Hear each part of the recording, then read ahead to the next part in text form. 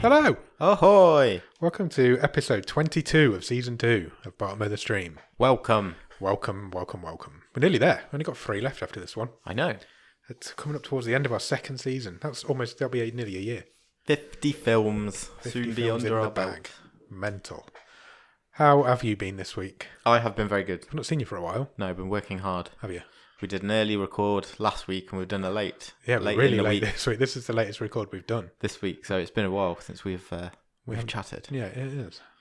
Which is a good job because it took me a couple of sessions to watch this film, which is that we're talking about today, which is in no way a comment on the film. We'll get into that later. It's just been a busy week. It's just been, Hectic. it's fun. Out and about, having fun, Weather's been appalling. working hard. Going to get another storm tomorrow, apparently. I know, 3 weekends in a row. Ridiculous. What is this? Absolutely ridiculous. Shall I run through the socials quickly? Yes. Follow Follow us on Twitter at BOTS_podcast. Follow us on Instagram, that's the same, at BOTS_podcast. Facebook.com/bottom of the stream is the Facebook page. The website is www.bottomofthestream.com, where you'll find every season we've ever done and both seasons' stream tables as they currently stand. And Patreon. Why do I always forget Patreon? We're still new. We're still new to Patreon, but if you want to come and join us over there, it's www.patreon.com/bottom of the stream, where you can choose to donate a little bit of money every week to the show, and we'll give you some stuff. We've got some merch. I've finished the poster. That's ready to go Awesome. out. That's being printed next week, so hopefully our patrons will get that in the next couple of weeks. Bonus episodes. Bonus episodes every week, except when I forget, like I did this week. I've got one in the bag. I just forgotten to upload it. Newsletter. All Newsletter sorts goes of out every stuff. month. You get some stickers. There was another thing. Well, you get a wild card if you're at the top level. Yeah, sure do. That's for the $10 tier. Yeah, that's for the $10. Yeah, and so yeah, go over there and check that out if you want to. If you can't do that, then just leave us a review.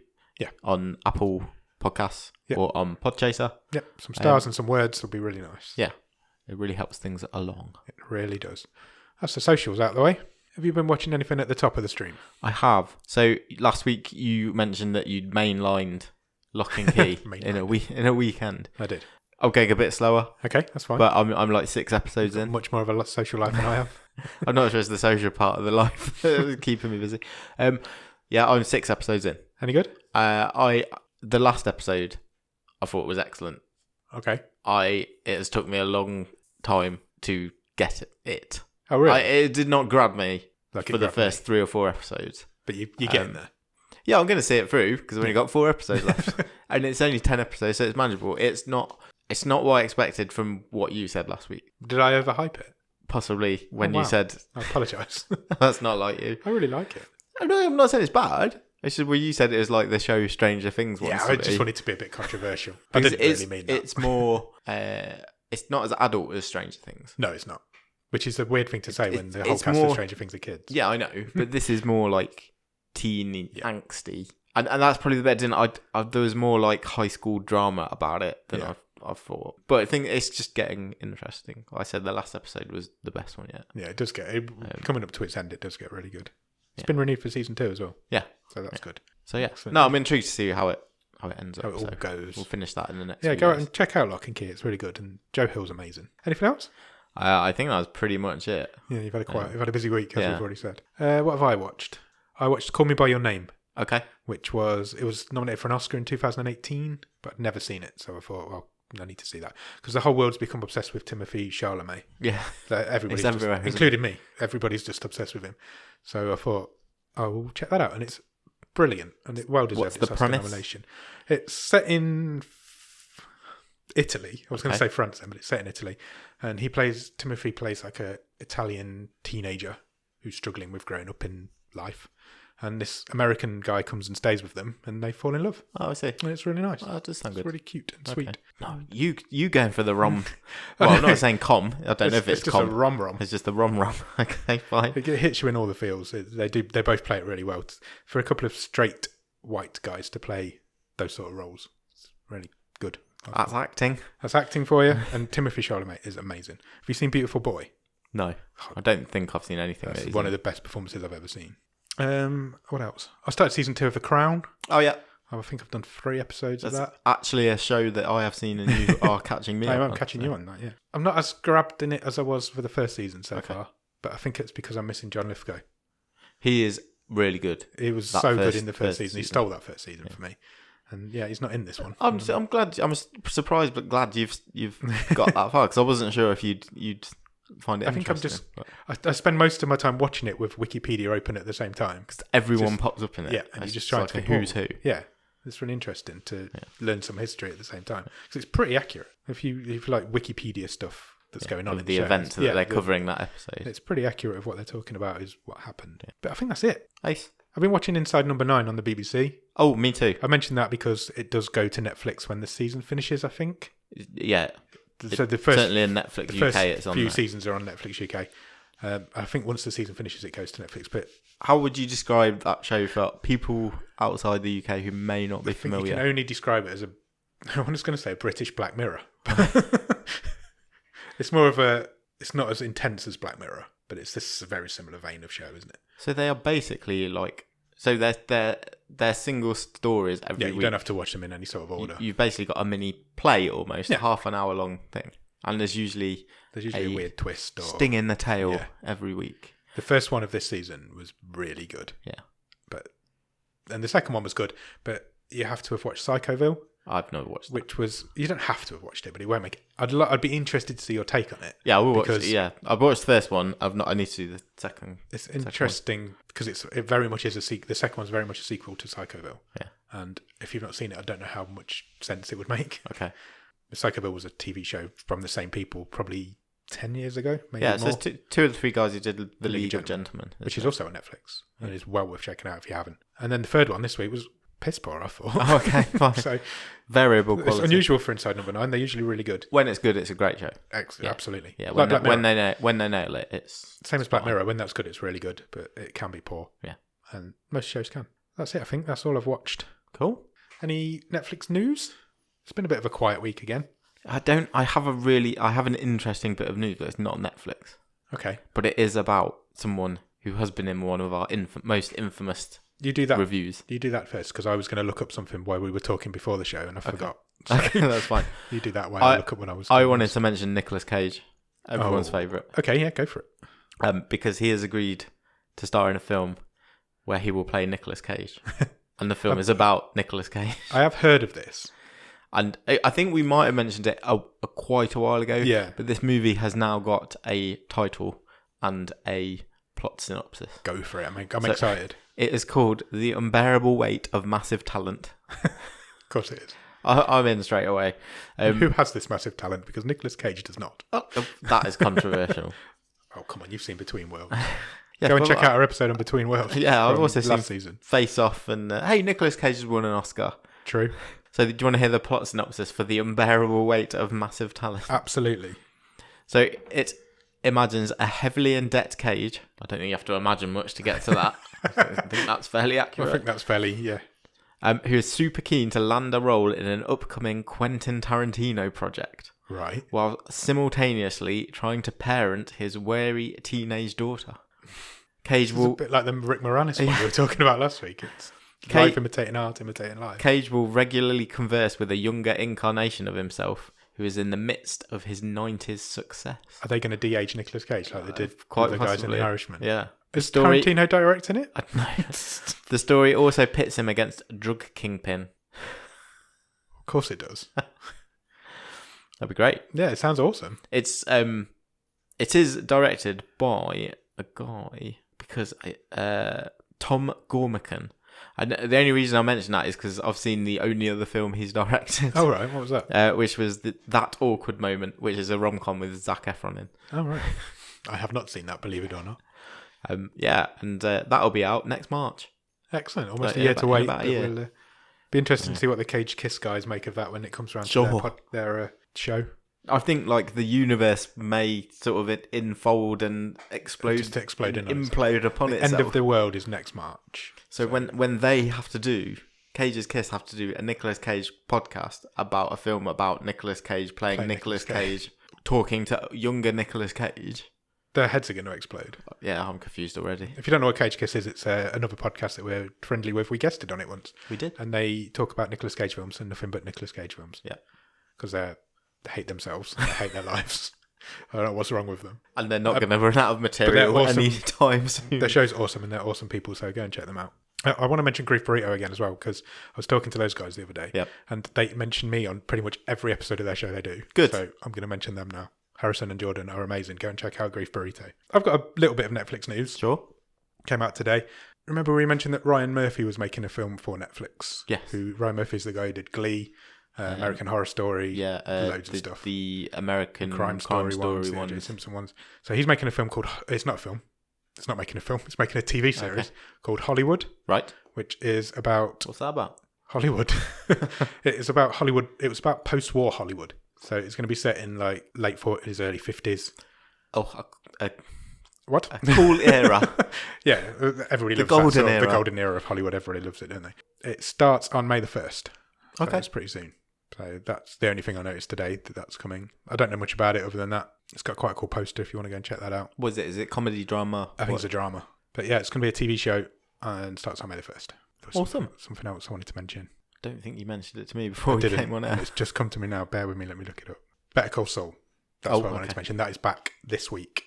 In fact, by the time the podcast comes out, it might already be out. But that's coming wequite, isn't it? It's not weekly. A dump because that's another one of these shows like The Good Place. Yeah.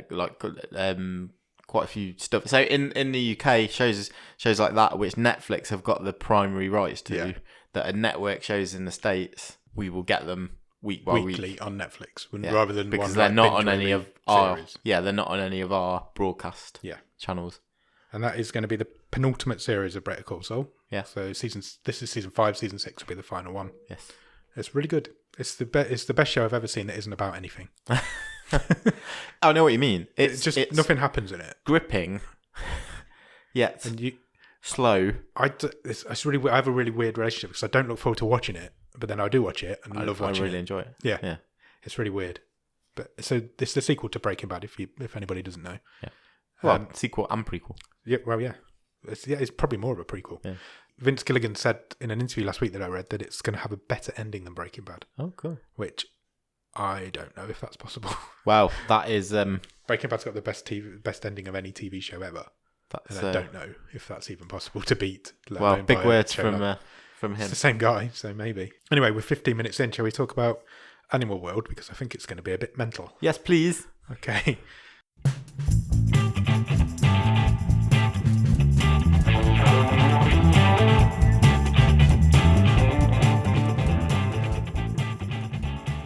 So, this week we watched Animal World. This is our first foray into a Chinese film. This is a Chinese film. It is a Chinese film. China is obviously very in the news at the moment. Everybody's dying over there. Nice. That's got nothing to do with this film. It's just a coincidence that we're watching a Chinese film at this point in time. Yeah, Animal World is a 2018 film. It was rated at 15. It's on for 2 hours and 12 minutes and currently rated at 6.5 out of 10 on IMDb. Is this the longest film we have watched? This season or in total? Both. Don't know. I would say yes. I think it is for this season. Yeah. It might be for the whole thing. Okay. I'd have to look that up.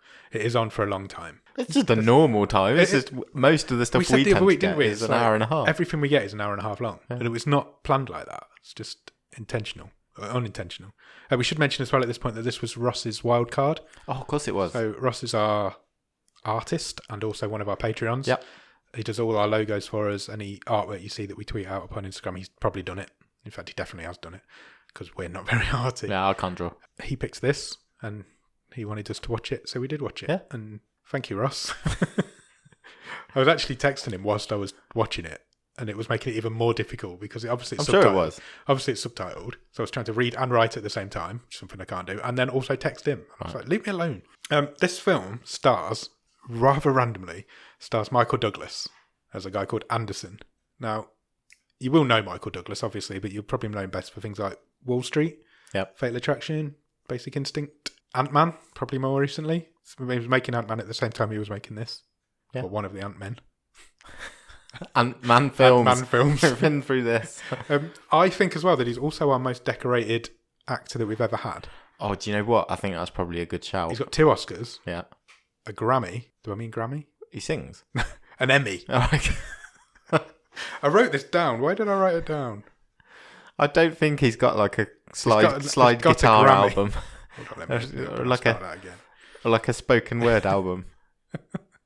I don't mean Grammy, I mean Emmy. You know, like when William Shatner did his poems and stuff. Yeah, he's got 2 Oscars for Wall Street and One Flew Over the Cuckoo's Nest. Yeah. Which is not in, but he just won. So did he write it or Produced it. produced it? But he got an Oscar. I think I told that story on our Christmas episode. I think you did. Because Kirk Douglas had the rights to One Flew Over the Cuckoo's Nest, and he was going to make and star in the film. They decided he was too old, and he gave it to his son. So Michael Douglas put all that together. So he won an Oscar for putting it together. Yeah. He has 2 Oscars, 3 Golden Globes. Yep. And 1 Emmy. But he's never won a BAFTA. Oh, okay. So I think he's definitely our most decorated actor. I would say quite... Which begs the question... by a distance. Why is he in this random Chinese film? Ka-ching? Yes, I would imagine that is the correct answer to that. Because he's only in it for about 15 minutes. Yeah, I wouldn't say it's not a cameo. No. He's in quite a few scenes. He's a significant... Well, he's the main bad guy. Yeah. I don't think it's a spoiler to say that. Yeah, it's a significant role, but it is a supporting role. Yeah, he's not the main character in it. No. Directed by a guy called Yan Han, this is his 3rd film, and it's based on a series of comic books. Yeah, so it's based on a Japanese manga. Yeah. But which it's very much shines through. Yeah, but it is, as we say, a Chinese film. movie. It's also intense from the very beginning to the very end. It is full of maths, which I did not understand and do not even want to attempt to understand. That, so we'll get into some of that. But yeah, I was not expecting the maths. So last week, before we get into the film, let's talk about the trailer. Yeah. Because last week we watched the trailer for this film, as we always do at the end of the episode. What did you think you were getting? Basically, Deadpool, but with a clown. Yeah. And a lot of civilians and monsters. Crazy monsters. And yeah. What did you get? I got a brainy... Is it still an action film? No. No. It's a maths thriller. Yeah. About rock, paper and scissors. I got like a beautiful mind with a couple of dream sequences. This film is one of the most misleading trailers I've ever seen, without a doubt. It is the film that is trailed is not the film that you get. Not even close. Do you have a 1-word review? Vivid. Vivid? Yeah. Why vivid? Colours. It's quite colourful. Just it looks. I really like the look of it. Yeah, it's got. You've got every time there's some maths going on, you've got computer graphics flying everywhere, trying to explain it poorly to you. Yeah. There's just some of the shots in this, and we'll get into it. Colours splashing everywhere, and I like the look of this film. I thought it looked awesome. Yeah. Do you want to get into it? Let's. I'm really scared of getting into it. No, I thought last week's was crazy. It's not even a par on what this week's. I think you'll be surprised. I don't think it's as much of a challenge as you think. Let's go. Okay, let's go for it. So the film starts with there's a guy watching a cartoon of a clown on the TV, and it's like a ninja clown. Yeah, he is. Yeah. So he's got like swords on his back. He looks a bit like Deadpool, but it's like kids' Saturday morning cartoon. Yeah, yeah. And you're getting a voiceover over the top of this guy watching the cartoon. Which is obviously subtitled. But the whole film is subtitled except for Michael Douglas, who just speaks English. Yeah, he's not learned Chinese for this film. No, he really hasn't. And this voiceover is this our main guy, who is called Zeng. Yep. And he's basically saying this cartoon. He watched this cartoon as a kid. It stayed with him, and he now believes he has a killer clown living inside him. Yeah, super clown. Super clown. So it's kind of his alter ego. Yeah. But he's not going out dressed. No. As super clown and defeating criminals and ne'er-do-wells. No. This is in his brain. It's a bit like the Hulk. So, yeah, when he gets pissed off or angry or frustrated, he kind of zones out and he is imagining what he would do. That guy spilt my coffee. Well, I'm zoning out and I'm imagining him as a monster and I'm slicing his arms off. And which he completely blames this cartoon for. Yeah.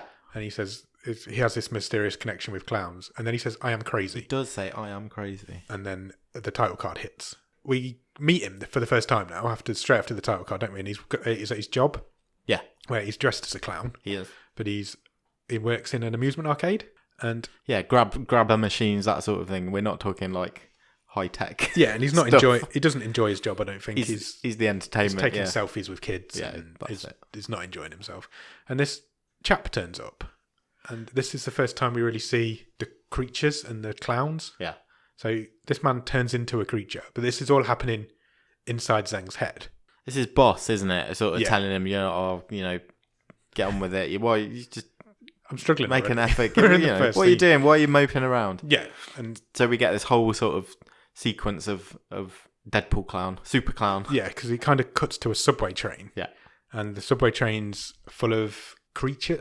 How would you describe the creatures? So they're kind of like a bit like Men in Black, kind of like alien type. They've got bulbous eyes and a bit sort of frog-like, hammerhead sharks. So, it's this sort of thing, and he's basically slicing and dicing his way down this train carriage. Yeah. As the train's moving, and every time he's stabbing or slicing something off a monster, instead of them spurting blood, they are spurting paint. Yeah. So you've got, as I say, all these vivid blues, greens, pinks, yellows against this sort of grimy underground subway, whatever you call it, depending on what country you are.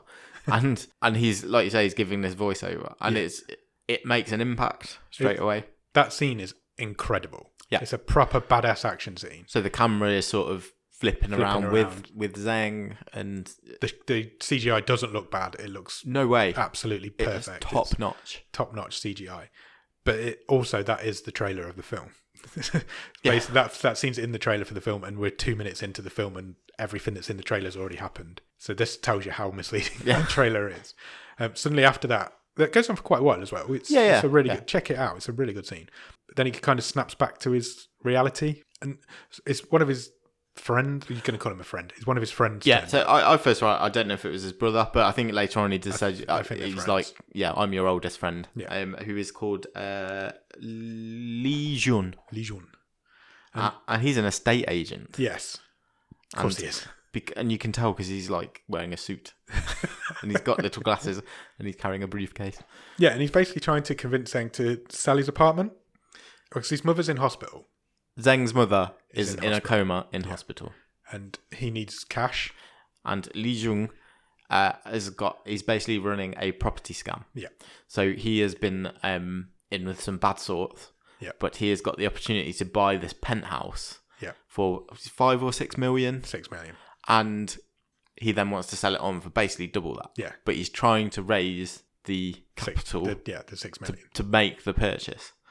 Because I can't remember if he says it's like an ex-cons. It's somebody who's trying to go for a quick sell. I think it's an ex-drug dealer or somebody. Yeah. He's trying to make a quick buck. So he'd sell it for 6, but it's worth 12. Exactly. Basically what he's saying. So but he's trying to, like I say, he's trying to raise the cash. Yeah. Hence, he comes over to Zhang and says, "Look, if you sold your mother's apartment, I'd be nearly there, and obviously I'll cut you in on a deal." Days. But Zhang's absolutely not. No way. It's his mother's house. Yeah. He doesn't own it. Not even his mother still owns it, and unfortunately, she is in a coma. Yeah. So he's, but I don't think he would anyway. He didn't look like he was up for it at that point. Yeah. That's when you cut to the hospital after that, and he's sitting by his mother's bedside. We don't know that at that point that it's his mother, but we do find out pretty soon. And he's kind of flirting with the nurse. Yeah. Who we find out later is his girlfriend. Yes. We'll find out pretty quickly is his girlfriend because he asks her to borrow some money. He asks her to borrow some money, and she basically says, "No, get a job." That's basically what she says. You've got a job. Essentially. Sort yourself out. And then, but he doesn't like the fact that she's a nurse and that she gets bossed around. Yeah, one of the patients, there's like an old man who's basically saying, come and wash my butt. He asks for a coffee enema. Yeah. That's what the subtitle. I don't know if that's what he asked for. But that's what the subtitles. I don't know if there's something lost in translation or if that is. I'm pretty sure it's not an approved medical procedure. But he's basically being a dirty pervert and he wants his girl to play with his ass. And he's basically trying to convince her to quit and telling her job's demeaning. And then when this guy does this, he just levers him. He just goes for him, doesn't he? Yeah. The clown face kind of glitches into the screen, kind of, and he starts beating this guy up. Well, he's a patient who's a patient in this hospital. Now, it's quite difficult at this point because you've just been dropped in this. Yeah. And it's quite, like I say, it's quite a visceral film to start off with. Yeah. And you work out quickly that this is not a figment of his imagination because he is not the clown when he's attacking this patient in hospital. He is just Zhang in his clothes. My drink. That's fine. It's on the laptop. It's not on the laptop. It's fine. It's on the table. Needs to bail out. We're taking on water. So I can't remember what I was saying. Yeah. So he's not the clown. He is just Zhang. So he has actually beating this guy up. Beating this invalid old dude in a hospital bed. Basically, whenever he's the clown, it's in his imagination. Correct. Whenever he's not the clown, it's real. Then he has a bit more of a chat with his girlfriend, and eventually does decide that he needs to sell his house. It's quite a sweet scene because he sort of is convinced that she is too good for him. Yeah. And she basically says, I love you. You know, you're who I want to be with. Yeah. And, you know, let's sort things out, basically. Yeah. We can try and make something together. And Zhang sort of has this realization that, okay, well, maybe I should get on this scam then. Yeah. And we'll actually have some money. So he does. He agrees to do it, and he uses his mum's hand to sign the document, or it's like a fingerprint, isn't it, to sign the document. And he sells her house from under her. Yeah, literally. She's in a coma. She's got nowhere else to go. Now she's not got a house. He kind of spots as well that he's being followed at this point. Yeah, well, there is a guy who has accompanied Li Jun with the papers, basically. And how well could you describe how this guy looks? I would say his look is very influenced from The Matrix. Yeah. He's got like face tattoos, a long leather trench coat, ponytail with an undercut. It reminded me, you know, Victor Zsasz from the DC universe. Yeah. He's in every DC film played by a different guy. He's a bit like that sort of character. Yeah, like a cross between Neo and Victor Zsasz. And he's kind of following him. Yeah, so he takes off with the deeds to the house, and Zhang leaves the hospital. Yeah. But as you say, he's followed by a biker. Who is this guy, basically. Yeah. And the deal quickly comes to light that it's all gone to shit. Yeah. Quite soon after He can't get in contact with Li Jun. Yeah. And eventually he gets a voicemail from him, doesn't he? Yeah. And he's basically... You can tell he's running. Yeah, he's panicked, out of breath. He says, "So sorry, buddy. I'll do anything to make it up to you if I have the chance." Yeah. So Zhang's like, "I'm gonna go." And he goes to see a lawyer. I think he goes to the estate agents where his friend worked, and I presume it's basically his friend's boss. And he says, "No, I haven't seen him for 3 days or whatever it is. Yeah, I've no idea where he is." So Zhang is like, well, has the guy done a runner with my money, or what's going on? He's in a pretty bad place, isn't he? He gets another phone call from the guy who's been following him, this Victor Zsasz kind of character. I'll just put Matrix guy. Who says, look, you need to come with me. There's a lot more going on, but I'm kind of briefly going over it. Yeah, this first half an hour, it's not important to the rest of them. It's just the way to... They basically bag him, don't they? Yeah. They bag him, put him in the back of a car. And take him to meet Michael Douglas. Yeah. Because this is where we meet Michael Douglas. Yes. And basically, Michael Douglas plays a character called Anderson. Yeah. He says, your mate's screwed you over here. It's basically what he says is, your mate screwed you over here. Yeah, he's lost all your money. He owes me a lot of money. Yeah. Henceforth, you owe me a lot of money now. You're inheriting that debt, basically. He actually says, to pay me back, you'd need 4 jobs for 30 years. Yeah. And then he says, but you're just in time, because this cruise ship called Destiny is just about to leave. And if you go on this ship, you could make your money back and more. Yeah. The money you owe me, you could come out on top if you wanted to. He says all you have to do is board the ship and win a game. Yeah, that's what he tells him. They all have, as well, it's just worth mentioning, like a little earpiece in which translates. Yeah. It's very Hitchhiker's Guide to the Galaxy. It is. It's like hence explaining why Michael Douglas doesn't have to speak Chinese. But that's also explained a bit later on because of the passengers on the ship are from all over the world. Exactly. Yeah. So it kind of does make sense in the sense of the film. What was it called in the Hitchhiker's Guide? The Babblefish, wasn't it? Yeah. It is just like that. And so everybody can understand what everybody's saying. So he goes back to the hospital. Yeah. Tells his girlfriend he's going on a business trip. Even though he's a clown who works in an amusement arcade. She does not believe him. Not having it. She's quite an intelligent nurse. She doesn't buy it at all. She begs him to stay, but he doesn't. And he goes. What? Before he goes, he says to her, if I'm not back in a week, I want you to turn off my mother's life support. Yeah, he did say that, which was a bit harsh. I guess because, he can't afford to keep it going. Yeah. And he'd be dead if he doesn't come back. He doesn't want her to have to inherit that. Were they married? I don't think they were married. No. They were just in a relationship.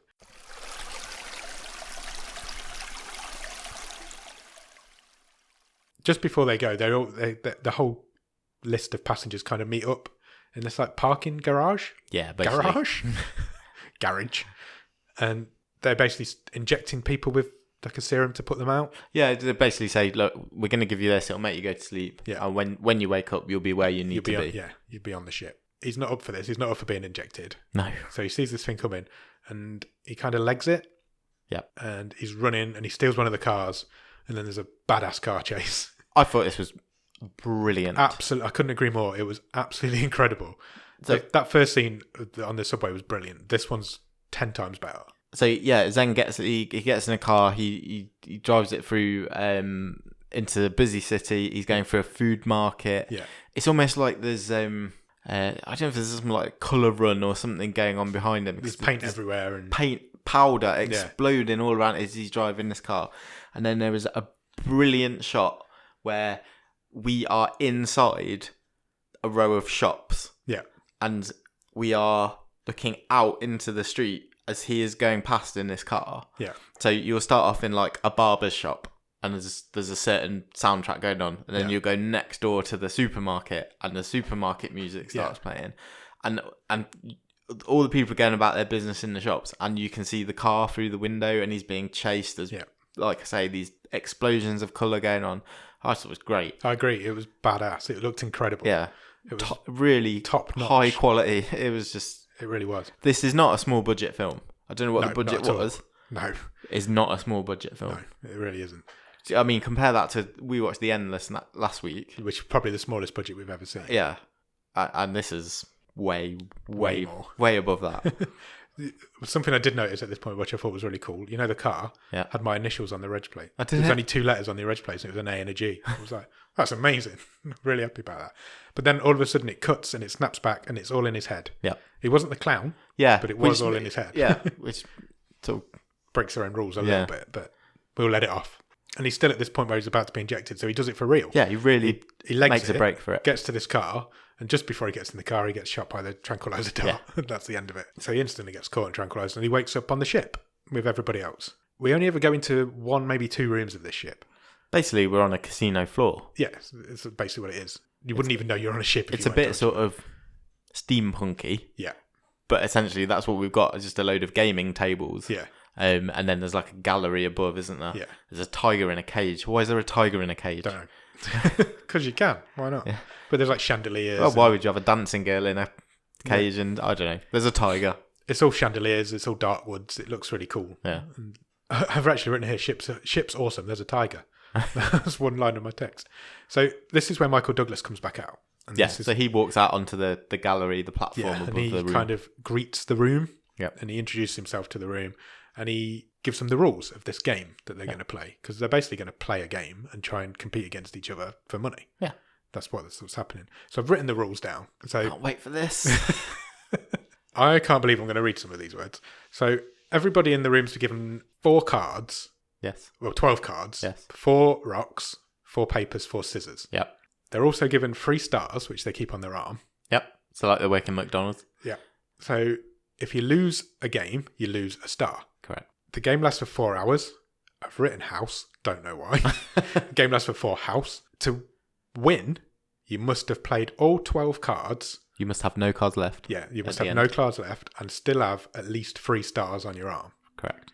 That's basically it. It's simple. So if you lose your stars, you're eliminated. If you lose all your stars, you're out. If you haven't got rid of all your cards by the end, you're out. You're out. And if you've got less, if you have got rid of all your stars, or all your cards, but you've got less than 3 stars, you're also out. Yeah. So the only way you can be in is to have no cards and more than 3 or more stars on your arm. Yeah. Simple. I thought, well, that's simple. Nah. It's really not. And then you explained it a lot quicker than Michael Douglas. Michael took Douglas about 5 minutes on it. But there is also through this, every time it gets mathsy or it explains the rules of the game, you get a series of very helpful computer graphics, don't you? So you get sort of neon cards that like smash into each other when one wins a battle. Because it sounds really simple. It's really fucking complicated. Probability, man. You wouldn't believe how much more complicated that can get, but it does. And then dramatic. Oh yeah, completely. I'm not taking anything away from it. I know you're not. And then the clock starts, and we're going. We're running. So people start playing games, don't they? And instantly somebody gets eliminated. I don't know how that happened. No. He must have lost his first 3 games straight away. So and they get dragged away. Yeah. To a room. Through a door. Yeah. I think do they call it the black room or the dark room? Yeah, yeah, that's right. There's also a tally on the wall telling you how many of each card are left. Correct. So you could use that. So the time is going down, and you also have... Because once the card's been played, it's disposed of. Yeah. So the tally is going down. The game. So the amount of cards that's in the room is going down as well. Yeah. And that's where the tactics start coming in. Yeah. Pretty quickly, he meets up with another Chinese guy. Yeah, comes and introduces himself. The guy introduces himself and says, "Oh, you're Chinese. Let's team up." And he says people have started betting and tells him what's going on. He's played it before. Yeah, that's what I was going to say. He's basically said rodeo. this. Yeah, I've been here 2 or 3 times before. Yeah. Also, what we didn't mention in the rules is that if there's a draw, nobody loses a star, but the cards are disposed of. Correct. So that's quite important at this point. Yeah. Because he's the Chinese guy. I didn't catch his name. I don't know if he had one.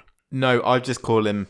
I won't tell you what I called him in my notes. It might give something away. Well, okay. I'll tell you in a few minutes. Okay. I don't think he had a name, no. No, I don't think he was given a name. So this Chinese guy says to him, put your cards in exactly the same order that I've got my cards in. Yeah. We'll play 6 games, or however many games. Meet me at table. No, we'll play 12 games, obviously. Just basically honourable draw them. We'll draw all 12 games in a row. Yeah. Meet me at table 6. Seems sensible. You wouldn't lose a star, and you've got rid of all your cards. Correct. You win instantly. And so Zheng agrees to this, maybe naively. And so to start with, that plan works fine. Yeah, 3 or 4 games. 3 or 4 cards to get rid of. Yeah. And then suddenly this Chinese guy beats him. Yeah. And he takes him to one side. He takes Zheng to one side and he apologises. He's like, accident. Sorry, man, my cards are in the wrong order. I apologise. Rah, rah, rah. And let's go back, do Zheng one more. goes, okay, fair enough. That might have been a mistake. So Zheng was lost a star because he lost that game. And I hope you're not keeping track of the stars because I'm not. No. Good. And then he screws him again. Yeah. He does it again. So Zheng's now 2 stars down and he hasn't got many cards left. I think they did 6 games. So Zheng kicks off. He's not happy and he kind of grabs him, doesn't he? Yeah, and then they're kind of separated by some of the security. Yeah, he's screaming at the security that he cheated. He's cheating. But the Chinese guy says there's no rule against it. I think he says that old American guy never mentioned that you couldn't. Yeah, never said you couldn't cheat. Yeah. So it is basically no holds barred, rock, paper, scissors we're playing here. And he gets so wound up, he kind of passes out, doesn't he? Yeah. Zheng. Yeah. And his feet go from under him and he's, takes a dive, basically. And you kind of go back into his head for a little minute. Yeah. And I've written here, okay, now he's flying, now he's in water, now he's frozen. Because that's basically what happened. Sharks, isn't there? Yeah. He's flying through the air. It's having a bit of an out-of-body experience, basically. He's flying through the sky, through clouds, and then he's on some water, and then he's frozen in a block of ice. Yeah. It's all really weird. And as he comes round, whose face is looming above him? His mate who screwed him over earlier. His old friend Li Jun. So he's also there. And Zheng obviously is not happy with him, so he tries to attack him as well. Yeah. But violence is not allowed. We're told that quite early on. So I think that's one of the rules that Michael Douglas goes over. This is a point as well where you find out that people are being locked in a room once they've been eliminated. Yeah, so Li Jun's he does babble a bit of exposition at this point. He sort of says, if you're eliminated, you get taken to a room. Yeah. And he sort of babbles something about, if you get taken to the room, then you might have a chance to come out in the last 10 minutes of the game. But if not, then basically you're taken away. He says you're taken to the bottom of the ship and used as a lab rat. Yeah. So they're obviously doing some sort of experiments. But he does say the crucial line is that with 10 minutes left of the game, everybody's back in. Not everybody's back in, but you can. He says you have a chance. You have a chance. He doesn't say what that is or how that happens. You have a chance to redeem it. Li Jun is in the same situation as Zheng, so he also has only 1 star left. Yeah, and he explains as well that he's a gambling addict, and that's why he lost all this money. Yeah, and now he lost his house, and he says he lost his dad's house as well as Zheng's mum's house. And they meet up with another guy. They kind of make friends with a guy, don't they? Yeah. So Zheng sort of says, this isn't enough. We've only got 2 stars between us. So if one of us loses, we're gone. We're out of the room. We need to find a guy who's got 2 stars. Then we've got 4 stars between us. We've got a safety. Yeah. We've got a safety net. We can afford to lose a game. This is where the maths starts coming in. Yeah. And I'm pretty sure you didn't. I have not followed the maths in this film at all. So if we sound a bit convoluted about what we're talking about, it's because we're not following the maths. We'll talk around it a bit. We'll talk around it. But that's the basic. Yeah. We're not going into detail. I'm not going blow by blow. This is like, but that is the general, that is the at a simplistic level, that's what they've done. They need another. They need someone else, so they've got an extra star, so they can afford to lose a game. So they've got a safety net. What they actually say, they need to meet somebody who's got no cards left and 2 stars. Yeah, which is what they do. They meet this guy who because then he needs them as much as they need him. Exactly. But this guy steals one of Zheng's cards, doesn't he? And then he gambles. As they're talking to him, trying to convince, come on, join us. He says, "Oh, all right, let me see what cards you've got." And he basically he nicks one, puts it in his pocket. Yeah. Runs away and goes and plays the game. And he loses. So he's lost one of Zheng's cards. So it's not a good first impression from this guy. So all 3 guys have now just got 1 star. And it's at this point that we learn that Zheng is a bit of a maths guru. Yeah. And he can kind of he's really good at predictions and probabilities. And I've just written here maths. But Zhang somehow, one of these graphics comes up on the screen. So they beat up this guy who's done them over, basically. Well, they drag him off to the toilets, and Li Jun beats him up. He's like, how could you do this? And they beat this guy up quite badly. Yeah. And he says, don't hit me anymore. I've got a daughter. And I love this guy's name. So I was going to mention it a minute ago, but I didn't. The third member now of their party is Fatty Meng, who is giving Shitty Carl from last week a run for his money. A run for his money, definitely. Do you remember the wrestler Meng? You wouldn't call him Fatty Meng, would you? Wow. Rock hard bastard.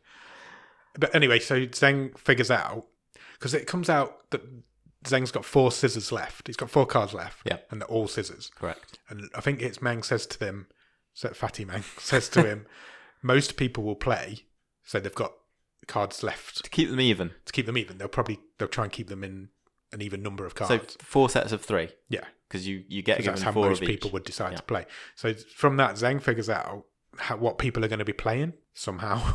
So he's taking a calculated risk. So he is essentially saying, let's find someone who's got 9 cards left. Yeah.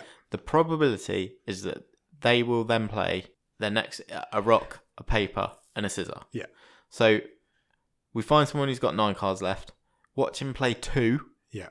And then if he's trying to keep his hand even, we find someone who we think's going to play a rock as their third one. Yeah. No, paper as their third one. Yeah. And then we'll scissor him. There's a lot of scissoring in this film. And unbelievably, that works. It does work. They find this guy, and they win a game. So I think Zheng gets a star back on his arm. I've missed a bit though. Just to add to the complexity, you can also go and get a loan. Yes, sorry, you can get some money. Yeah, which you can use. So you can add it to your debt that you've got to Michael Douglas. So they go and do that. They get 500,000, whatever the currency is, loan money to buy, because they want to buy a backup star. Yeah, but which they don't end up doing because they beat this guy. Yeah, but yeah, they've got this bag of money they're now carrying around with them as well. This same guy decides he wants to play 3 games in a row. Yeah, and they somehow figure out that he's got 2 papers. Yeah, which is good because they will beat him twice, and that's exactly what happens. So they win 2 more stars from him, and then suddenly there's like an announcement tannoy lady, and she announces that the game is currently paused. Yeah, because Anderson bursts in, who's Michael Douglas, and he says they found a cheat. Somebody was trying to flush their cards down the toilet. And so he pauses the game, and this guy's being held by security. And Anderson is not having that at all, is he? Yeah. He's like, I'm not having cheats.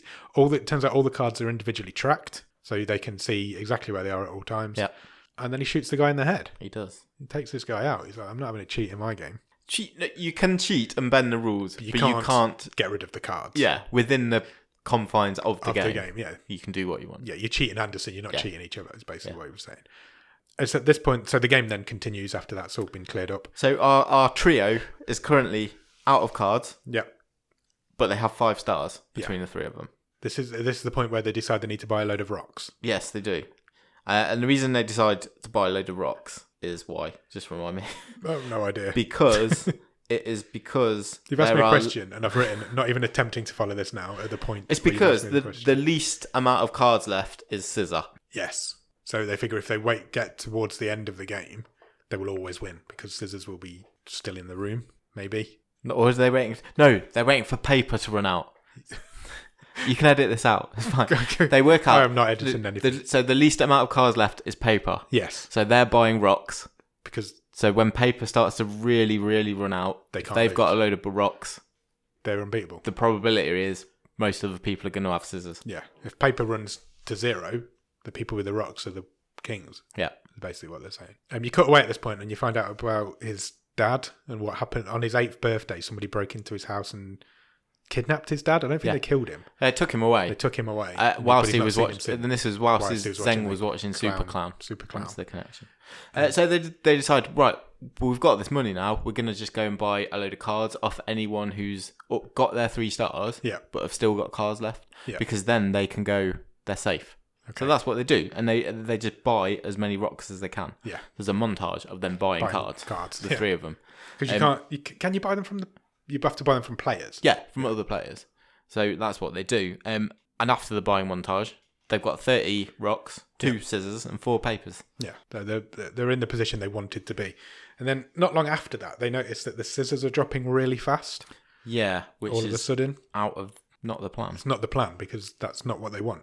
And Zeng realizes at that point that somebody must have brought all the paper. Yeah. So if Zeng's holding all the rocks and somebody else is holding all the paper, the scissors every are game on slowly the floor is a down. draw because everybody's playing scissors versus scissors.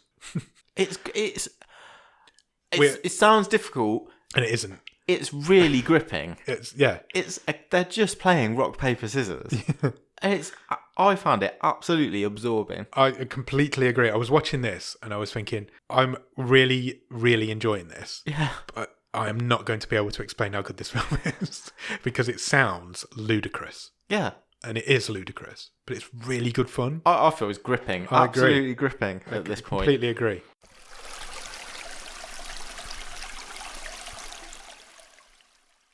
So Meng and Li Jun, they because this plan is starting to unravel. Yeah, they're stuck with all these rocks. They sort of panic. They both run off. Yeah, they're like, oh, we've got to play some games. You know.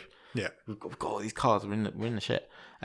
So they go and lose a couple of stars. Yeah, basically, and they soon work out that there is another crew.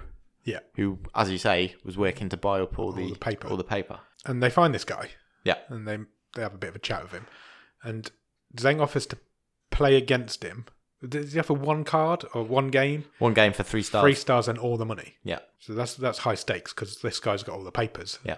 And they've got all the rocks, so this guy could beat them quite easily. And then the guy turned into a random creature for some reason. Yeah. You get enough one of these. Because it's a high stress situation. Yeah. Zeng deals with it in his mind and we win. That's all I know. Can't remember how, but we win that bit. Yeah, Zeng basically gambles that this other guy is going to think he all will play rock. Yeah. He doesn't because they've got like whatever I said it was, 2 scissors. Yeah. So the guy plays a paper. Zeng gambles with this scissor. And he scissors another guy. He now threatens to expose this guy, doesn't he? He's like, is this point? I think it is. They focus then on this guy's henchman because the henchmen have both got 3 stars. So they just say, give us all your cards. Yeah, and then you've won. Yeah, and you can go. You can go. So they've now got a load of paper as well. And Zeng says, I want to see all your cards to this other guy, or I'll tell everyone what else you've got left. Yeah, he threatens to expose the cards that he's got. Because your friends told me what you've got. Is this the point now where the guy from earlier comes back, the Chinese guy that we met earlier the cheat from earlier, and he wants to buy some cards? Yeah. This guy tells them, this is where we find out a bit more about what's going on downstairs in the bottom of the deck, medical experiments and stuff, because he's been down there. And there's also an upstairs, so there's rich guys betting on these guys playing rock, paper, scissors. There's a whole other level of gambling going on. Yeah. So they're betting on the individuals playing the game and who's going to triumph. And I think the Chinese guy at this point has completely figured out what's going on in the room. Yeah. And he stops the game, doesn't he? He tells everybody to tune their babblefish to him. Yeah. And he says, I'm proposing that we reshuffle all the cards. Yeah. Because somebody's hoarding. And after a bit of explanation of why, everybody kind of agrees. Because a lot of people in the room haven't got many cards left. So I did note this down. Go on. So basically, Zeng and our heroes, they've got 30 rocks, 34 papers and 5 scissors. Everyone else in the room has only got, between everyone else's left, there's 9 rocks, 5 papers, 9 scissors. Yes, there's not a lot of cards left in the room. Because the guy from earlier gave him all the papers, didn't he? That was the deal. Okay. So, and then this Chinese guy agrees to reshuffle. Everybody in the room kind of agrees, but except for Zeng and his posse, we're not having it. Yeah. But then they get bullied into agreeing. Yeah, because the guy says, we'll only play amongst ourselves. We just won't play you. Yeah. And you will end up with all these cards left at the end. So they have to eventually agree to this reshuffle. And then it all goes to shit. This reshuffle goes to shit somehow. Pretty much. We end up with quite a lot. I'll say we, our main guys, end up with quite a lot of cards still. And he figures out, doesn't he, that he's got all of the papers. Zeng figures out that he's got all the papers in his hand. Yeah. And that the guy who did the reshuffle now has all the rocks. He's got enough that he needs to get out of it. Yeah. And Zeng's not got enough. He's got enough. He's got one too many cards, basically. So he can't get his cards down to 0 because of the combination that he's got. Yeah. And then, so between those two, they've got all the rocks and all the papers, and everybody else in the room has got scissors. Mm-hmm. So, obviously, because rock will beat scissors, nobody will play the guy with the rocks. So, at this point, they realise as well that the guy who flushed his cards down the toilet, those cards haven't been recovered, and they're not on the floor. Even though they're still on the counter, They're not on the floor, and they must have been 3 scissors. It's messed the calculation up. It's messed the calculation right up, and it must be 3 scissor cards. Which just means that Zeng, all he needs to do is get his cards out of the room, win or lose. Yeah. Doesn't matter, because he's got these 3 stars. But he's got enough stars to He's got enough stars for him. He needs enough stars for all 3 of them. Because he's trying to rescue himself and Li Jun and Fatih Meng. So basically what he ends up doing is playing one game against this cheat guy for 5 stars. Yeah. And through a really complicated bit of maths and probability, he does that and he wins 5 stars. Yes. But he's still... so at that point, the seconds tick down on the clock. Yeah. But he's still got cards in his hand. Like tons. Loads of, like 30 odd of them. Yeah. So although he's got 3 stars, he hasn't got rid of all his cards. Yeah. Although the other 2 guys have. Yeah, so Zeng takes one. He takes one for the team. Yeah. So he keeps all the cards. Yeah. And the other 2 guys have got 3 stars. Yeah, he lets them go. Because Fatih Meng and Li Jun. Yeah. Are fine. Yeah. They've basically won. Yeah. So Zeng gets taken to the back, to this... They do call it the black room, because I've written it down here. Even though it's red. Yeah. And he gets stripped of all his clothes and given like this towel to wear. Yep. It looks like they're just having a sauna. It does, yeah. Like That's exactly what I thought. And he meets this elderly man, doesn't he? Yes. Who had fallen through. There's an old man. Yeah. And there's a very scarred man. Yeah. Are the 2 guys he converses with. Which is what I think he's what he calls them. He calls them Scarface and Old Man. I think so, yeah. That was just his surname. It was like John Oldman. John Oldman and Johnny Scarface. Yeah. And this old man explains that he fell for a trick and got cheated by this other dude, this dude in a white suit, because this guy had convinced this old man to go into the black room. Yeah. And you could see the white suited man was playing a game, and from the black room you could see what his opponent was going to play. Yeah, so he picked a certain gaming table, which backed on to this room where they're all being held. It's got a mirror, 2-way mirror, and he was the old guy was knocking on the door to signal to his accomplice what card he should play. Unfortunately, the guy in the white suit then never brought the old man back out of the room as per their agreement. Yeah. So Scarface, the old man, and Zeng are all in this dark room. Yeah. And it's announced back out in the hall that the remaining players now have 10 minutes to trade, buy, or sell stars. Yeah. So none of them have got any cards. No. But some of them might have not the right amount of stars. Too many stars. Or too many stars or not enough stars. And cash. Li Jun he goes up, because they've got enough stars now to buy Zeng out. Yeah. So he goes up to the guy at the till. I don't think it was a till, but security guy, and says, I want to buy out Zeng. Yeah. And Fatih Meng grabs the stars off him. Swipes them. And he says, within the next 10 minutes, those 3 stars could be worth up to 10 million monies.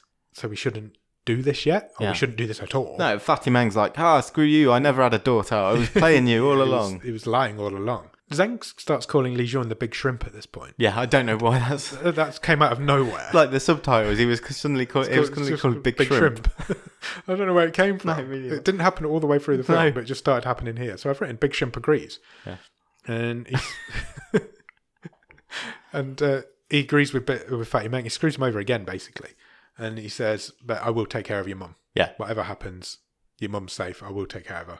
So Zeng's like, all right, I need to come up with a plan here. Yeah, and then there's kind of like an announcement, and it says, anyone in that room, if you've got anything valuable, you can... Yeah. If you've got anything to give or anything, I can't remember exactly what the translation is. If anything valuable, you can come out. Yeah.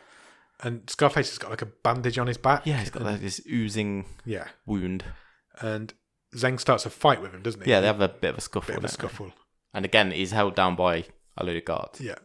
And then just after the fight's finished, Scarface has got some friends and they come and buy him out. And when he gets out, he realises his bandage has gone off his back. Yeah. This is so mental. Zeng has got the bandage. Yeah. And there's some sort of diamonds inside it. I don't know how he's worked it out. That this guy was basically stashing diamonds under this bandage. And these guys who brought him out would obviously wanted these diamonds. And as soon as he got out, they kind of turned around and looked at his back and it wasn't there.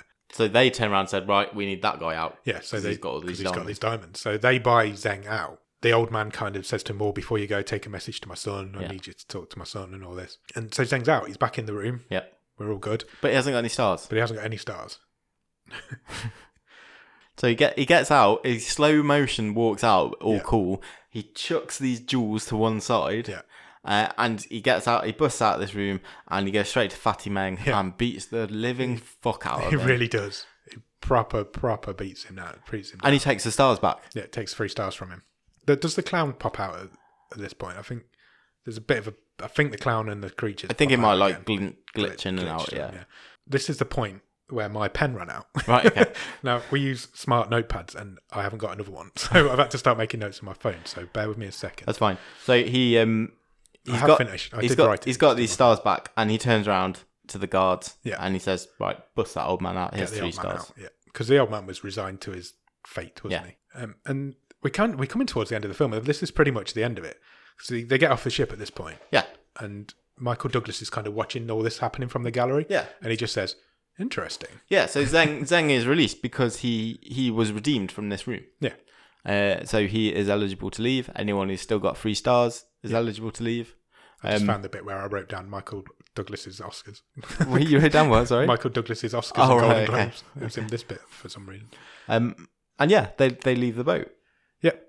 And he goes back to see his girlfriend. The next time we see him, he's in the hospital, and he kind of comes up and surprises her. She's washing her hair in the sink. Yep. And he pours some red dye in the sink. Yeah. And what a shit. Yeah, what a knobhead. And she freaks out. She thinks her head's bleeding or whatever. And they have a bit of a hug. Romance isn't dead. Yeah. And that's it, the end of the film. But there is a bit of a post-credit scene. His mum's still in a coma. Yeah, that doesn't get resolved. He's not got her house back. No. And he's not come out with any money, has he? No. So financially, they're not in a better position. He's just not dead. And I presume he's not got his debt anymore because he's won the game. Yeah, he's not got his debt, but he hasn't. But he's still not got a house. Did he not have a bag of money at the end? I don't think so. I don't think he stashed any of the jewels or anything. No. Or did he have the money that... I think he might have had He might have walked out with the money that they took as a loan. I think he did. Yeah, because I think they cleared that. Didn't he take that off Lee Jun? Yeah, I think you might be right. I think he did take that, you're right. And then you get a bit of a post-credit scene. So we're still in the hospital. Yeah, the Matrix dude turns up. Yeah. It's one of those ways. He's sitting with his mum and he sees a shape go past the door. He's like, oh, I recognise that guy. Yeah. And you get a bit of a flashback of when his dad was taken. Yeah. Back when he was 8. And suddenly, this time we see it, he's remembered that Michael Douglas was there all along.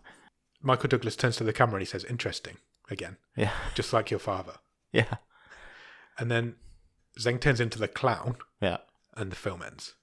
Can anyone say sequel? Because it comes up, these people can, because it comes up on the screen, "To be continued." Yeah. Do you think we'll get a sequel? I want to see the sequel. I really want to see a sequel. And that's it. Now, that was the hardest one we've ever gone through because we've missed a lot of detail out in that. Yeah. Because you're going to have to watch it. I don't care who you are. You're going to have to watch Serious. it. And you will not be disappointed if you do, because it's really good. It sounds mental. It is mental. But I really enjoyed it. I had a lot of fun watching this. Probably more fun than I've ever had in any of the other films we've watched. It's right up there in terms of, just balls to the wall fun. Really good looking. It's really good fun. Its subject matter is insane. Yeah. Because it is just about an underground rock, paper, scissors tournament. But it's really, really good. My only criticism would be, I would just say, I don't even know if it's a criticism, just you might waver a bit in the first half an hour or so. Yeah, you got to stick with it after in between the sort of awesome fights on the subway and the amazing car chase scene, there's half an hour. That first half an hour is like, I could see people not getting through it until they get to the ship. Yeah, when you get to the ship, it never stops. It sounds like it should be shit. Yeah, it really does. It's really difficult to explain to people. I was at work yesterday and I was like, I watched a film last night about a Chinese film about an underground rock, paper, scissors tournament. And everybody's just like, bonkers. What the fuck are you talking about? And Michael Douglas is in it. Yeah. What? It's like, you can't make it sound good just by telling somebody. And you can't show them the trailer because it is completely nonsensical and doesn't make any relation to the film. But you can't, do you need to tell anyone any more than, there's this Chinese film about an underground rock, paper, scissors game with Michael Douglas in. And it's on Netflix. That's probably enough for a lot of people. It's on for over 2 hours. Yeah. Sign me up. Seriously, go and watch it. It's so much fun. And it shouldn't be. And it has no right to be. But it really is. I would say Ross Cook, all is forgiven for the clapper. Agreed. I had a great time watching this. Funnily enough, that's one of the messages he sent me. Ever been forgiven for the clapper? It absolutely flew by. Yeah, completely. Hook, line and sinker, I was in with this. I would even go as far as to say that I will probably at some point watch it again, just to try and get my head around the maths a bit more, because I really want to understand what was going on. But so I've been away this week, so I watched this whilst I was away, and I could definitely. I'm not saying tomorrow or imminently, but I could definitely say, one sit evening. down and watch that. I say, come on, wife, let's watch this. Come on, wife. This. Sit here, wife. You'll enjoy this. Do you think she would? Yeah, I think she would. Yeah. If fun is the right word, it was really fun. This is the most hidden of hidden gems. This is a Chinese film. Obscure. It's so obscure. It's the title makes no relation to the film. How does? Why is it called Animal World? Yeah, They do say the words Animal World at some point during the film. The trailer's ridiculous. The poster's ridiculous. None of the marketing material mentions rock, paper, scissors, which is what the whole film's about. Yeah. Michael Douglas got paid extortionate amount of money, I would imagine. 15 to 20 minutes just to choose some scenery. But yeah, well, that's a good point though, because he doesn't phone it in. No, not at all. He goes for it. He's it's a bit hammy, but that fits with the film. Yeah. He's not phoning. He's not Nicolas Cage in this. to take us back to full circle to the start of this episode. No, not at all. It looks like he's having fun. Yeah, it looks like he really enjoyed earning all these millions from it. Yeah, I'm sure. Probably just sat in front of a green screen and probably in his own house. Who knows? And there's a tiger in it. So why not? Why not? And some alien creatures and a clown that's got swords. Yeah. It's so much fucking fun. Really? Honestly. Yeah. Well done, Ross. You've excelled yourself. I really enjoyed it. I'm glad you really enjoyed it as well. Yeah. Because it's just one of those films that me and you would just watch. We would have watched this. If we didn't know what this was about. I don't know how I ever would have found it. No, nor me. Which is what we're here for. Yeah, no, truly. This is exactly what we're here for. Yeah. These are the sort of films that me and you would have watched before the podcast. Yeah. And this is exactly what we wanted to find from doing the podcast. Yeah. This is a success. I would say 100% go and give this a go. I think you'll have a really fun time. Yeah, you'll have watching a time. It's beautiful. It sounds crazy just to say. I've said it a couple of times. Never have I been so gripped by a game of rock, paper, scissors. No, nor me. And I didn't think I would be. I'm quite surprised that I have been, but I have. Yeah, go out and watch it. It's brilliant. Yeah. Now, last week you made a claim that we weren't going to do a trivia question. Yeah. So I didn't write a trivia question. No, me neither. Because you wanted to do a rock, paper, scissors tournament. Yeah, totally. We're going to do best of 3? I think best of 3, yeah. Let's give it a bit of tension. Winner gets a star. Winner gets a point, yeah. When it's back in the world or back in Animal World. And how apt, because we are now playing rock, paper, scissors on our podcast boat. Yeah, exactly. This is a boat. Not quite a cruise liner. But, so how's this going to work? So I think because our chosen media is audio, we are probably going to have to put a little bit more effort in. So my suggestion is, instead of just playing in silence, we will go 1, 2, 3, say it together. I was going to say rock, paper, scissors, shoot, but rock, paper, scissors, shoot, scissors. So it's like rock, paper, scissors, shoot, and then you say what you've got, I'll say what I've got. Okay. You guys will just have to believe us. Best of 3. Yeah. Winner gets a point. What's the score? 8-6 to me. 8-6 to you. I really need this. Okay, I'm ready when you are. Cool. Right. Ready. Rock, paper, scissors, shoot. Oh, I went paper. I've gone scissors. Damn it. I have scissored you from across the desk. Damn it. You didn't feel a thing. I was convinced you'd go rock then. Wow, okay, right. Next one. Rock, paper, scissors, shoot. Oh, no. I've papered you. Oh, I went rock. 2-0. So what's that? That was really exciting. It was. So is that 9-6 to you? That's a point to me, yeah, 9-6. That means I can only draw. Oh, yeah, we've only got 3 episodes left. Well, that's a turn up for the books. Who would have thought you'd have come so far from... You were so far behind at one point. That's like 7 episodes in a row you've Something won? like that. I don't know what's going on here. I was convinced I was winning this. That brings us to the stream table, Nicholas. That was fun. I enjoyed that. I did as well. We should do that. Maybe do that every week next season instead of the trivia. We'll make some stars and some little cards. And whoever's got the most stars at the end of the season wins. That's a very niche reference to keep going for. Remember this film we did 25 weeks ago? Should we talk about the stream table? Yeah, let's do it.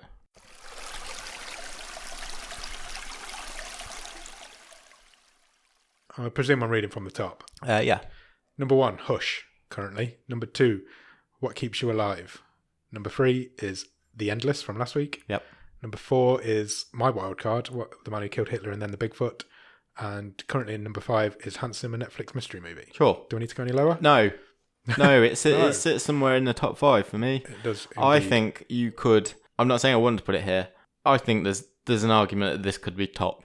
I agree. In terms of... I agree, you could make that argument. And I'm not saying it's a better film than Hush, and it's probably not a better film than What Keeps You Alive. This is the most fun I have had watching a film this season. Agreed. It might be the most fun I've had ever since we've done of any of the films we've watched in the show. Yeah. Just as a pure escapist. It's I was just breeze by, like I said. I actually thought at one point during the film I'd be enjoying this so much more if I wasn't having to write and read at the same time. Totally. It's really difficult to read subtitles and write notes. And I think that is why my notes were mental. Yeah, and I think that's probably one reason why I would probably pick it up again at some point. I think I could really enjoy this. Yeah. Like, really enjoy it.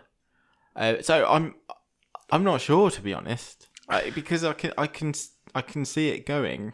It's definitely anywhere in that top 3 or 4. I agree. I think it's top 3, definitely. And I can see an argument for it being number 1. Yeah.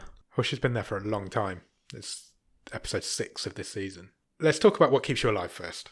Sure. Let's start there, because we're agreed it's somewhere between these two films, or somewhere around these two. Yeah, films. all right, top 3. Yeah, fine.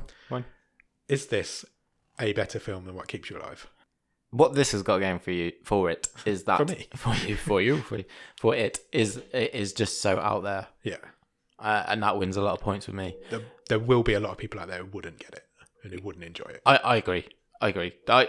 It's more but I think if it's your thing, it's brilliant. I think you're gonna love it, and that's all we can judge it on because it is our thing. Yeah. Same as any of these films. There'll be people out there that enjoy Buster's Malhart. That's right down the bottom. There will be. There will be at least one person out there that likes it. Okay. I guarantee it. Is this a better film than What Keeps You Alive? Yes, I think it is. I think it is on the whole. What Keeps You Alive was gripping. It has that thing happens in it. Yeah. That is one of the best moments we've had again in our first couple of series. Yeah. It's quite a brutal film. It is it is so different to this. It's just two women beating each other up for an hour and a half. But it's a really well made film. Yeah. But it's not without its issues. It's not. You know, that we said, that is a movie that probably could have ended 10 minutes before it did. Agreed. This isn't without some of those issues at the start. I think it's above that. I agree. I think it's better than What Keeps You Alive. I really do. So shall we talk about Hush? Yeah. I didn't think this would be happening last week. No, me neither. Hush is one of the best serial killer slasher films I've seen. Yeah. There's no doubt about it. It is really, really well made. It's got a nice gimmick. Very tense. It's very tense. Creative. All the way Again, through. It's creative. It's just doing something a bit different with arguably quite a tired genre. Yeah. And it does kind of rejuvenate that genre slightly. It gives it a different angle, and because there's only one. Normally, it's in a slasher film. There's a group of teenagers being attacked by a guy in a mask. There's just one woman being stalked in her own house by a guy in a mask. Yeah, Hush is a really well-made film, and this is a really well-made Chinese film about underground rock paper scissors tournaments on a ship with a killer clown and some alien creatures. They couldn't be further apart. No, but then Animal World couldn't be further apart from any other film you've ever seen. No, you've never seen a film like the closest we've got in both stream tables to Animal World is probably Cube, because of the maths element and the weird scenario that people are putting in that film. I'm not sure I can quite.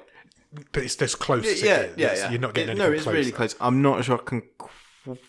I'm not sure it quite. I agree. I agree. I don't think it's as. I think Hush is such a really good film for in its genre. Yeah. Like, I'd sit and watch Hush again. I'd have no issue with that. And there's probably more people out there that if they said to me, "Oh, should I watch Hush or should I watch Animal World?" I'd probably go with Hush more often. Well, it's more mainstream. Yeah. Without a doubt. I don't think it's better than Hush. I don't think. Let's do it. Number 2. That is a high. That's high. I did not expect it to get that high when it came out last week. Think of all those weeks. 4, 5, 6 weeks ago, we were just feeling like we were trolling We've through had a good some run recently. Absolute garbage, and then the last couple of weeks, 2 weeks, a couple of total gems. 2 out of the top 4. Yeah. Number 2. Yep. Happy? Sure. Ross will be ecstatic, I would imagine. That's the highest wild card of the season. Yeah. Beat me, you, and Jordan. Quite handily. You can fuck right off with yours. I don't know what you mean. What was Jordan's? It was a solid mid-table entry, wasn't he? Oh yeah, the Night Eats the World. Night Eats the World. Yeah. Okay, so you three are all in the good, the good half of the table. You languish right down where you deserve to be. Yeah. Hush, number 1. Animal World, number 2. Yeah. Wow. Awesome. So late on to find a number 2. When we found Revenger was late on in the last series. Yeah, it was. It might even been the same episode number. Do you want to pick next week's film? Because Sure. we're running really long again. Yep. All right, I'm going to press the button. Are you ready? Yep. Yeah, let's pick a film called The Super. Ooh. Any ideas? No. Okay, let me just find it on IMDb. The Super is a 2017 film horror mystery thriller starring Val Kilmer. Oh. Hello. Hello, Val. There's a blast from the past. Do you want us to know the synopsis? Sure. A man becomes a superintendent of a large New York City apartment building where people mysteriously go missing. Yeah? That's a thing that's happening. Do you want to watch the trailer? Yeah, let's do it. The building was originally the headquarters of Pete Morse Savings and Loan until it went under in the Depression. Place is a maze. That's one of the oldest working furnaces in all New York City right Is this your first gig as a super? Yeah, I used to be a cop, actually. there. Be good to have someone on staff with your experience. Why? Having problems? Hello?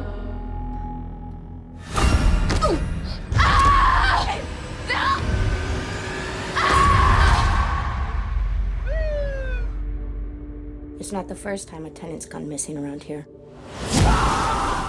What do you know about Walter? Walter's our most senior super. Best to keep an eye on him. You don't belong here. Violet? I want you to keep an eye on Rose for me, okay? How's the little one? You spoke to my daughter. Just enough. I don't want you around my children. Bye-bye, Rose. That's blood, man. I know you were in my apartment, Walter. Where's Rose? We know where she is.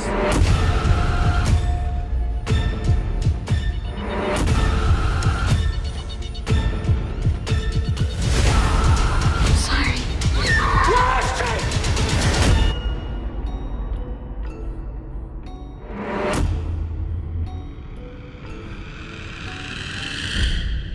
Can you hear?